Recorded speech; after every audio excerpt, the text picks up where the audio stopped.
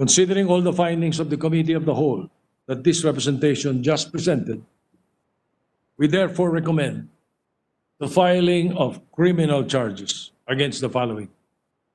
Number 1, Attorney Rodolfo De Rosario Jr., Senior Vice President for Legal Sector, and all other PhilHealth officials and employees as may be determined by the Department of Justice, who connived with and participated in the consummation of the punishment illegal act, particularly for their failure to act upon and or neglect of duty to cause the prosecution of cases before them.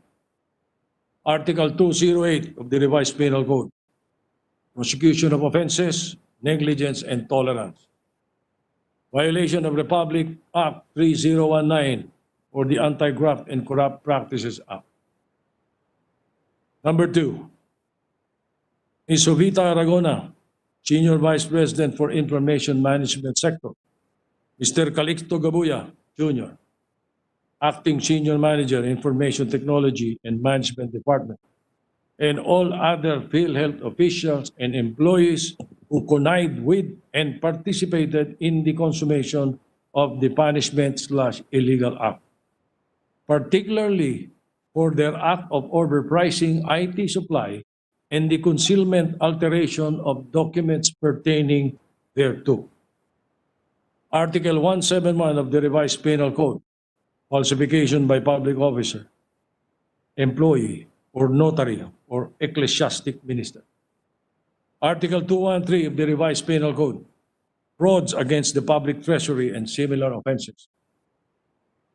Article 226 of the Revised Penal Code, removal, concealment, or destruction of documents.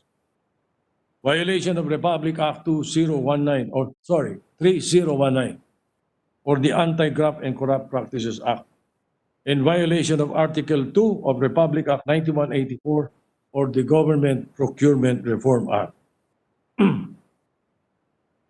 Number 3, Secretary Francisco Duque III, Chairman of the Board, Brigadier General Ricardo Morales, former President and CEO, Mr. Arnel De Jesus, Executive Vice President and Chief Operating Officer, Mr. Renato Limsiaco Jr., Senior Vice President for Fund Management Sector, Mr. Israel Francis Pargas, Senior Vice President for Health Finance Policy Sector, and all other PhilHealth officials and employees who connived with and participated in the consummation of the punishable illegal act, specifically for their improper and illegal implementation of the IRM, the Interim Reimbursement Mechanism, against its duly authorized purpose under the law, and for their grave abuse of discretion or gross negligence in ascertaining the IRM beneficiary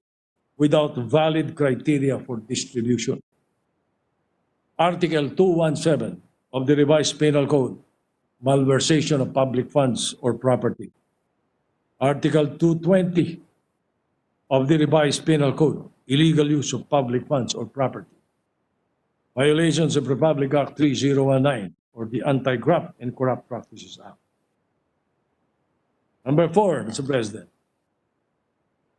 Secretary Francisco Duque III, Chairman of the Board, Brigadier General Ricardo Morales, former President and CEO, Mr. Arnel De Jesus, Executive Vice President and Chief Operating Officer, Mr. Renato Limsiaco Jr., Senior Vice President for Fund Management Sector, Mr. Israel Francis Pargas, Senior Vice President for Health Finance Policy Sector, and all other PhilHealth employees and officials who connived with and participated in the consummation of the punishable illegal act, specifically for their failure to withhold tax liabilities of healthcare institutions to which they released IRM funds, and for their act of charging the corporate operating budget for failure to withhold the taxes in the advancement of funds through the IRM.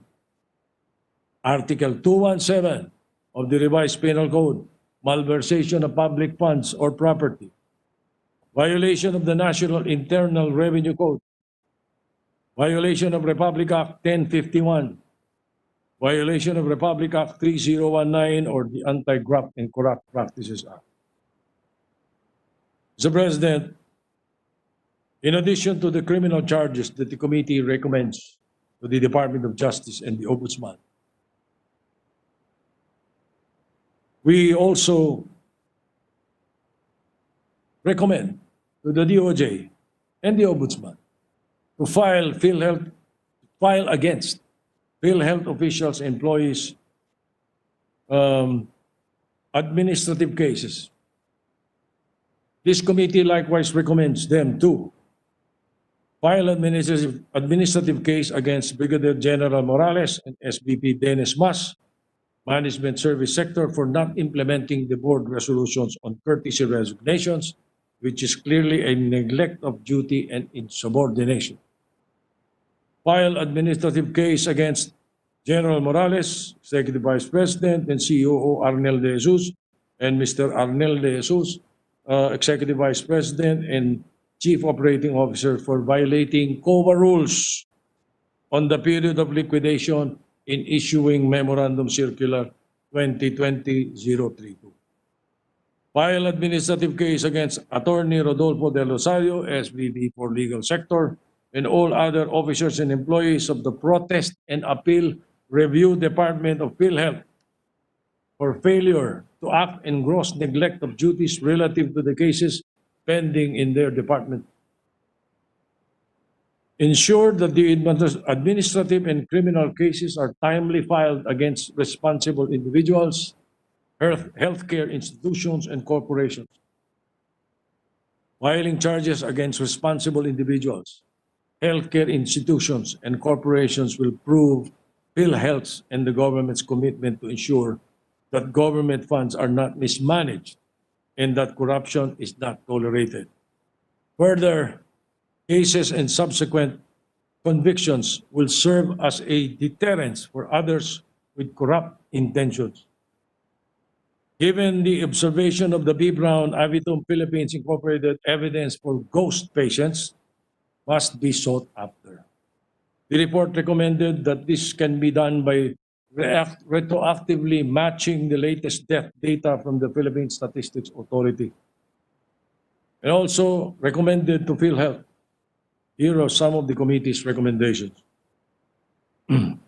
Immediately require from the healthcare institutions which received IRM funds to liquidate the utilized IRM funds and return the unutilized amount. Impose a definite deadline, therefore, and strictly implement the same. For PhilHealth to immediately pay the claims of private hospitals, prioritizing those which are COVID-19 referral hospitals and those with high cases of COVID-19 admissions. Increase the involvement of the COA in PhilHealth in every stage of operations of PhilHealth. As revealed in the hearings, the Commission on Audit is having a hard time in auditing PhilHealth due to the difficulty of obtaining documents from PhilHealth. Central Office, lalo na. So COA should be allowed to pursue its mandate to conduct the necessary audits even at the regional level without any hindrance from PhilHealth to ensure that government funds are properly managed and spent. Outsource the IT services of PhilHealth. PhilHealth should simply outsource to a reputable company the provision of its IT services, which include but not limited to development and provision of a reliable electronic health records and analytics system, specifically for membership data information collection and membership services. For PhilHealth to contract out the processing of its benefits claim to avoid backlogs and massive reimbursement delays. This would simplify the reimbursement process, remove red tape, and address corruption. The Senior Vice President, Legal Sector must have at least 5 years of legal practice or have held a public office requiring admission to the practice of law as an indispensable requisite. Also, for the high-ranking officials of the PhilHealth Insurance Corporation or the Philippine Insurance Corporation, starting from the Chief Executive Officer to the Regional Vice Presidents, to file their courtesy resignation in compliance with the board resolution in relation thereto, and to be able to give the President of the Philippines a free hand to appoint new officials for the people to regain its trust on PhilHealth. For PhilHealth to implement a regular reassignment of its regional vice presidents to a different region every 3 years. No regional vice president should be reassigned to the same region more than twice in his or her entire tenure in PhilHealth. For PhilHealth to strengthen its enforcement and legal division in the various regional offices to help expedite and ensure the success in prosecuting cases, whether pending in PhilHealth or those filed in regular courts or quasi-judicial bodies.